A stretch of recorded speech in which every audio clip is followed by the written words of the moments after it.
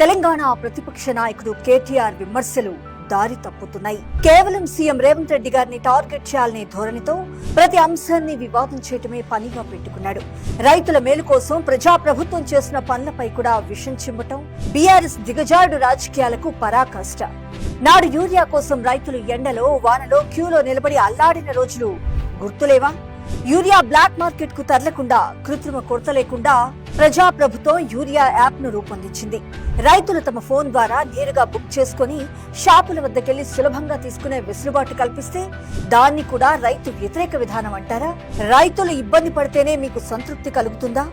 కౌలు రైతులను గుర్తించకుండా బీమా పెట్టుబడి సాయం అందకుండా నాడు ద్రోహం చేసింది కేసీఆర్ కాదా? ఇప్పుడు ఆ ద్రోహాలన్నీ మర్చిపోయి నీతులు చెప్తున్నారా? ఇక బీఆర్ఎస్ అనుకూల పత్రికలు చేసిన ప్రచారం మరీ చోద్యం. పంట వేసినట్టు నిరూపిస్తేనే యూరియా ఇస్తారట అంటూ రైతులు పూర్తిగా పక్కదోవ పట్టించే రాతలు రాస్తున్నారు. నిజమేంటంటే కేంద్రం సరిపడా యూరియా ఇవ్వకపోయినా సీఎం రేవంత్ రెడ్డి గారు అదనపు కోటా కోసం పోరాడుతున్నారు. ఉన్న పరిమిత స్టాక్ ను పారదర్శకంగా న్యాయంగా పంపిణీ చేయడమే లక్ష్యంగా ఈ యాప్ ను రూపొందించారు. ఇది పంపిణీలో కోత కాదు, రైతుల అవస్థలు తగ్గించే ప్రయత్నం.